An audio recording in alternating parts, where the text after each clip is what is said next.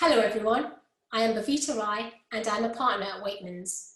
As well as being the broker sector lead, I sit on the firm's Diversity and Inclusion Steering Group Committee as a gender diversity lead.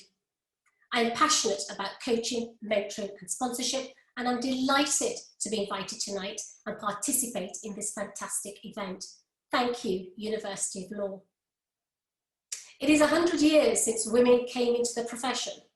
And in the next 10-15 minutes or so, I'm going to take you on a journey looking at the progress women have made and how far, or not, we have come. I'm going to look at it from three aspects. One, state of the nation. What do things look like now when it comes to gender diversity, the gender pay gap, the role and importance of intersectionality? Two, why gender diversity is important. So why should businesses take this seriously? Three, turning commitment into action. The sort of things that law firms need to be thinking about implementing if they are serious about gender diversity and not just paying lip service. And then conclude by what advice I would give to my younger self and those entering the profession today. If there's one thing that I would like you to take away, that is, equality is a responsibility of us all. And this is about equality of opportunity, irrespective of gender, race, and sexual orientation. So let's look at State of the Nation. Last year marked the 100th anniversary of the Sex Disqualification Removal Act 1919, which made it possible, can you believe, for women to qualify as barristers and solicitors for the first time. Now, let's fast forward 100 years and look at the state of the nation now. I have been in the legal profession for 25 years. Yes, I have seen progress made. Steps being made in the right direction, but parity, true gender diversity, still seems out of reach. Recent research has found that while women account for nearly 2/3 of the trainees at UK law firms, they make up barely half of senior associates, 1/3 of partners, and 1/5 of equity partners. The survey found that bias was the main cause of lack of diversity. For example, women lawyers not being given a wide variety of cases and clients. Gender pay gap. How can it be that in the 21st century, women are still being paid less than men for doing the same job? The stats are even worse for BAME women. Equality, as I said, is the responsibility of all, men and women. And what I would say to women is this: come on, when you get to the top, don't just pull the drawbridge after you. Make room, sponsor, coach, and mentor others to succeed as well. Recently, I was having a conversation with a friend of mine, and he said his firm had decided to take positive action to recruit more women as it recognised gender diversity was poor at the top. This caused a stir amongst not men, but women who felt they'd worked hard to get to the top, only to find those that followed had it in their eyes easier. Now, just because it was hard for those women does not mean it was right, and that it is right for those attitudes to exist today. Remember, positive action does not mean that women have it easier. They still have to be as good as the other candidates. Intersectionality. I've included intersectionality because what I find is that firms think they've reached their target on gender diversity, that the job, so to speak, is done. But hang on. This is where we are at risk of becoming colourblind and not colour brave, and assuming the experiences of all women are the same. I've had quite a few people say to me that they don't really understand the term intersectionality. What does it mean? I only came across this concept at a Law Society event about 4 years ago. At that event, I was sitting next to a black female solicitor.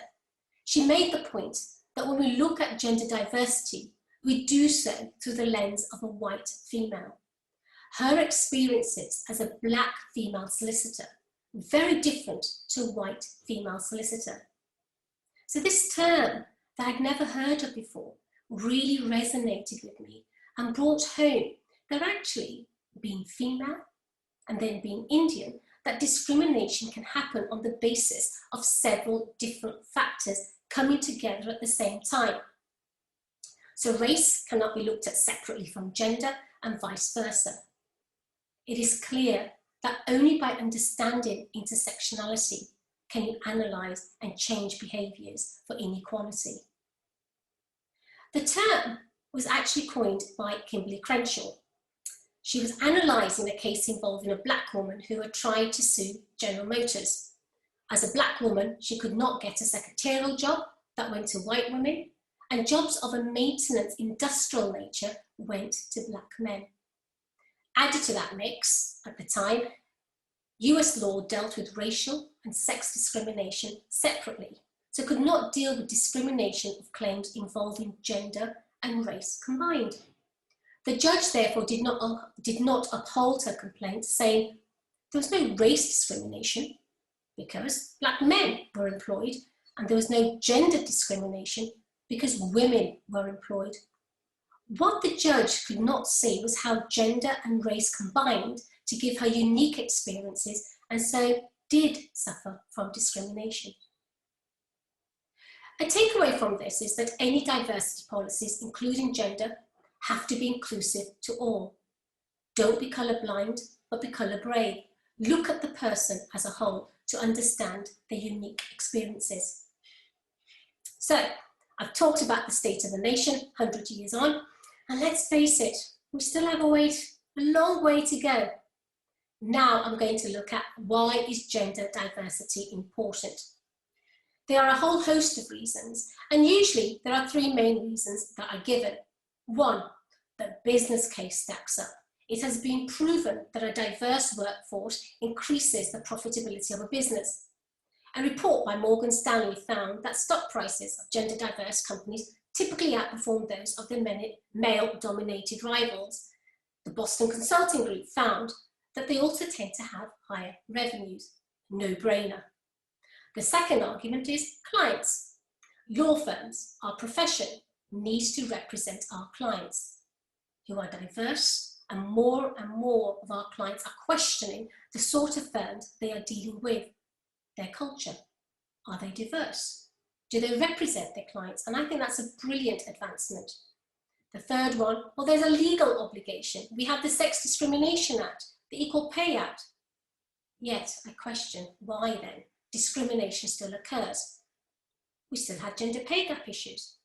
The Times in 2019 reported women working at one of the 10 largest law firms, which combined made about 14 billion last year, are being paid on average 43% less than their male colleagues. So for me, there has to be a combination of factors to bring about diversity and fairness. The business case, there's a legal requirement, clients, but also for me, firms need to accept diversity, equality is also morally and ethically the right thing. The culture has to be right. By way of a recap, I've looked at the state of the nation, why diversity is important. Now I'm going to look at turning commitments into action. In order to improve gender diversity, there are a myriad of things firms can do. I'm going to look at a few. I would like to see firms make recruitment processes more inclusive. For example, gender-blind recruitment, so candidates are evaluated purely on their skills and experience without letting biases influence their decision. I would like them to introduce fairness when it comes to allocation of work. Men still tend to be the gatekeepers of good quality work. Improve transparency around pay. Firms should look at how they can improve transparency. For example, a pay range for each position and made clear to the staff. Retention of women. When hiring for senior positions, I would like to see firms ensuring that at least one woman is considered for the role. Create a culture that embraces diversity. Having a culture that embraces diversity is crucial, and it needs to be driven from the top and championed at every level of the business. And some advice I would give to firms: stop looking at what everyone else is doing, because it stops businesses from taking those bold decisions to be groundbreaking in their approach. There's one corporate who, as one of its values, has "we demand diversity." I would rather like to see this as a value than the ones that I do see. To conclude, so I wanted to conclude with some practical advice, and advice I would now give my younger self. I wish I had found myself a sponsor. For me, sponsors are very important, as they are someone who has a vested interest in my progression and will advocate on my behalf and help in advancing career. Mentors are also very, very good because they guide you and advise you, so both play an important role. I also wish I'd done more to promote myself. I was one of those who thought, if I keep my head down, work hard, it will get noticed, and I will get promoted. No, it is not that easy. You have to be authentic and true to yourself. Men tend to be very good at self-promotion. So, what I would say to my younger self: I wished that I'd volunteered for those speaking slots so that I challenged myself and getting out of my comfort zone. I would call out bad behaviour, or at least find a voice. I remember being in meetings where I would say something, and then the same point is made by a male colleague, and suddenly it becomes this phenomenal idea. I now call that out. Let's not forget men. They of course play a crucial role, so must be seen to be part of the solution. But please, don't view women as the problem and somehow need fixing. It is the very differences that make us unique. So let's be diffident about our differences. So, a bit like a school report, we are making progress, slow progress, have some way to go, and that we all have a role to play. Thank you.